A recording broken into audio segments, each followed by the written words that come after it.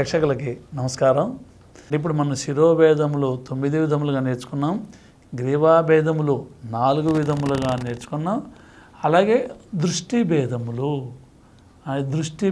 అంటే eye movements, అవి అభినయ దర్పణానుసారం నందికేశ్వరుడు 8 విధములుగా చెప్పాడు. అలాగే ఇది ఎంత కూడా మళ్ళీ నాట్యశాస్త్రంలో వేరేలా ఎన్ని ఉంటాయి.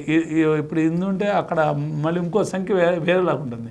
ఇప్పుడు శిరోభేదాలు దీంట్లో 9, దాంట్లో 13 ఉన్నాయి. అలాగా అందుకనే ఇప్పుడు నేను అభినయ దర్పణం అని చెప్తాను అనమాట. అభినయ దర్పణంలో దృష్టి భేదములు 8 విధంగా చెప్పారు.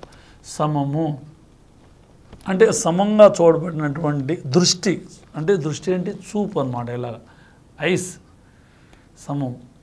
ఆలోకితము అంటే గుండ్రంగా తిప్పబడింది. సాచి ఒక పక్కకి తిప్పబడింది. ప్రలోకితము, నిమీలితము, ఉల్లోకితము, అనువృత్తము కిందికి పైకి, అవలోకితము, సమమాలోకిత, సాచి, ప్రలోకిత, నిమీలిత, ఉల్లోకితానువృత్తే చ తదా చైవ అవలోకితం ఇది అష్టదృష్టిభేదాస్తు కీర్తిత భరతాగమే. ఇలాగా 8 విధములుగా భరతకోవిదుల చేత అభినయ దర్పణంలో చెప్పబడినది. అంటే సమంగా ఉన్నటువంటి, అంటే ఎదురుకుండా ఇలా తపస్సు చేస్తున్నప్పుడు కానీ, లేదా దేవతా దృష్టి, దేవతల కన్నార్పకుండా అలాగే చూస్తారు కదా, అలాగే పూజ చేస్తున్నప్పుడు కానీ ఇలాగా ఈ దృష్టిని ఎక్కువ మనం వాడతాం. లేకపోతే సమంగా అంటే ఎదురుకుండా ఉన్నటువంటి వస్తువులు కానీ మనుషులు కానీ అలాగా తీక్షణంగా చూస్తున్నప్పుడు సమదృష్టిని మనం వాడతాం. సమదృష్టి సమంగా చూసినటువంటి. ఆలోకితము అంటే చుట్టూ ఉన్నటువంటి ఇలా చక్రములాగా తిప్పడం. అంటే ఇక్కడ అక్కడ ఏం జరుగుతుంది, ప్రతి వస్తువుల్ని ప్రతి దాన్ని అలాగా అబ్జర్వ్ చేసుకొని తిప్పడం. ఆకాశం దగ్గర నుంచి భూమి దగ్గర నుంచి పక్కన ఇరు ప్రక్కలుగా వాళ్ళు ఏం చేస్తున్నారు, వాళ్ళని అందరినీ చూడడానికి ఉపయోగించేటువంటి ఈ దృష్టి ఆలోకితము. సాచి అంటే ఒక పక్కకి తిప్పబడినటువంటి దృష్టి సాచి దృష్టి.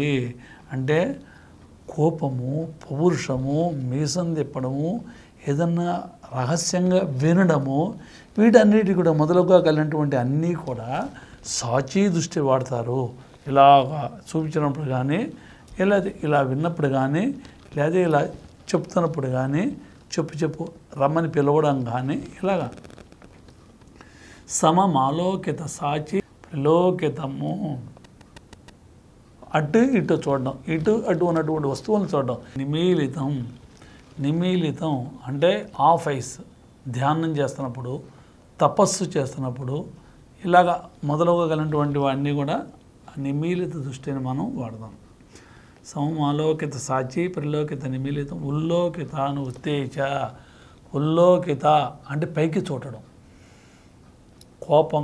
కోపం కానీ, పైన ఉన్నటువంటి వస్తువులు కానీ, ధ్వజం, శిఖరం, విమానం, ఆకాశం, ఇటువంటివన్నీ కూడా చూడాలన్నప్పుడు మన అన్నీ కూడా ఎత్తైనటువంటి, ఇప్పుడు ఎక్కువ ఫ్లోర్స్ ఉన్నాయి, లేదా ఎక్కువ దూరం ఉంది, ఎక్కువ అన్నీ ఉన్నాయి, ఇటువంటి అన్నీ కూడా ఈ దృష్టిని ఉల్లోకిత దృష్టితో చూస్తాం.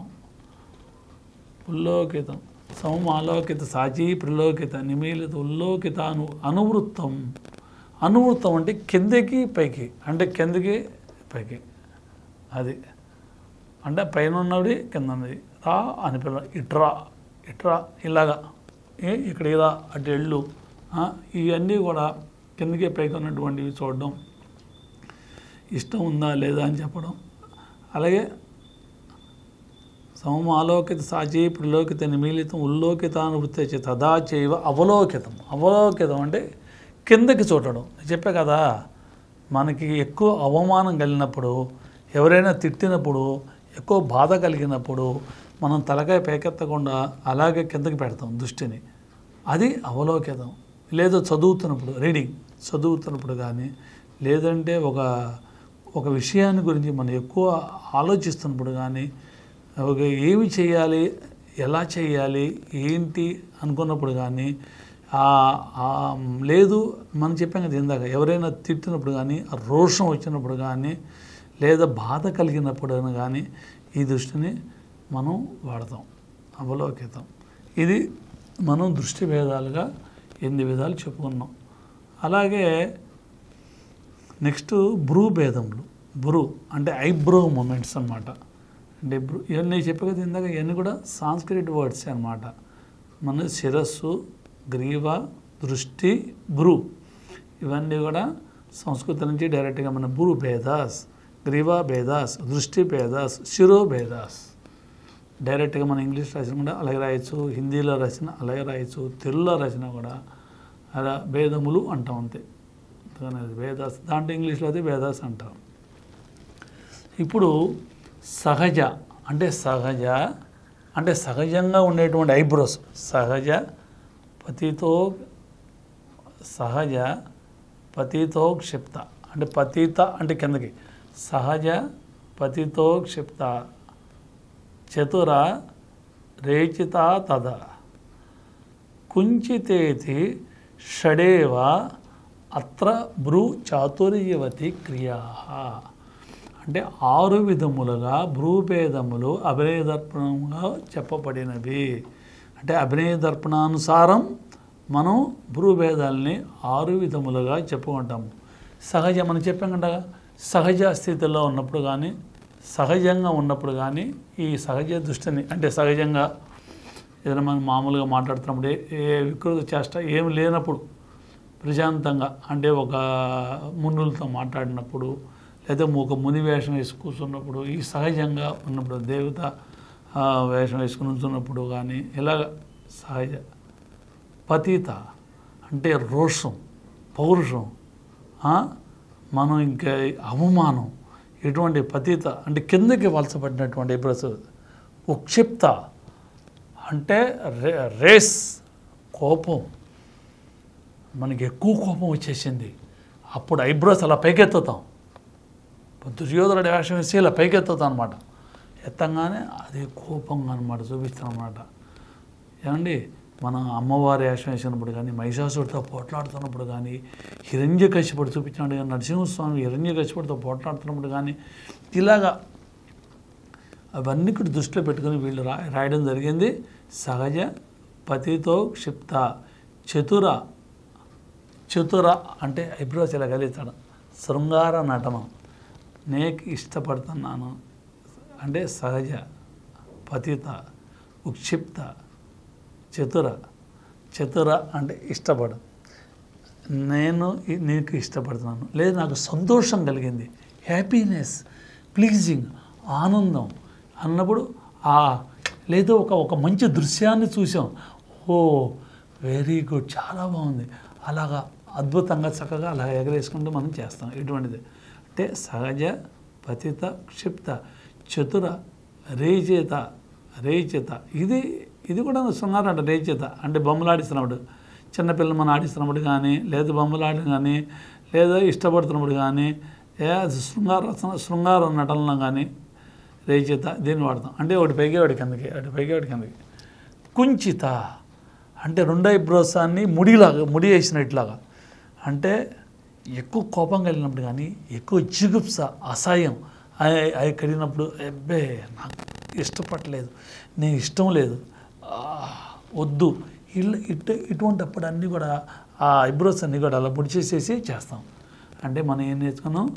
సహజ పతితో క్షిప్త చతుర రేచిత తద కుంచితేతి అంటే కుంచితేతి షడేవ అత్ర భ్రూ చాతుర్యవతి క్రియా. అంటే భ్రూభేదములు 6 విధములుగా చెప్పబడినవి.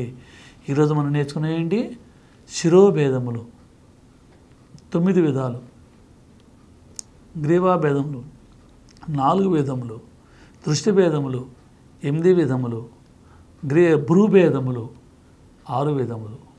ఇలా నేర్చుకున్నాము. చక్కగా దీని గురించి కూడా మీ గురువు గారి దగ్గర సవివరంగా అన్నీ చక్కగా ప్రాక్టికల్గా, అలాగే ప్రాక్టికల్ అంటే ఏంటంటే ఇప్పుడు మనం ఒక ఐటమ్స్ చేస్తున్నాం, ఇవన్నీ కూడా ఈ ఐటెంలో వస్తున్నాయి.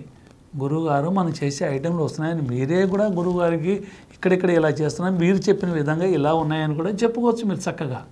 ఏమండి, ఇవాళకి ఇది చెప్పడం జరిగింది. తర్వాత మళ్ళీ నెక్స్ట్ ఎపిసోడ్లో కలుసుకుందాం. నమస్కారం.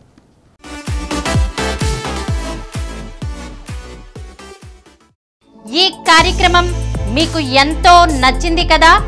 ఇటువంటి మరిన్ని వీడియోల కోసం అనతి కాలంలోనే 20 కోట్ల వ్యూస్ సాధించిన డాక్టర్ సమరం మల్టీ ఛానల్ నెట్వర్క్ సమర్పించు గోరా రాగం తానం ఛానల్కు సబ్స్క్రైబ్ చేయండి, లైక్ చేయండి, మీ ఫ్రెండ్స్కి షేర్ చేయండి. అలాగే ప్రక్కనున్న గంట సింబల్ని ప్రెస్ చేయడం మర్చిపోకండి. Please download Samaram multi-channel app and watch your favorite channels from your mobile. App available on Google Play Store and subscribe to the channels.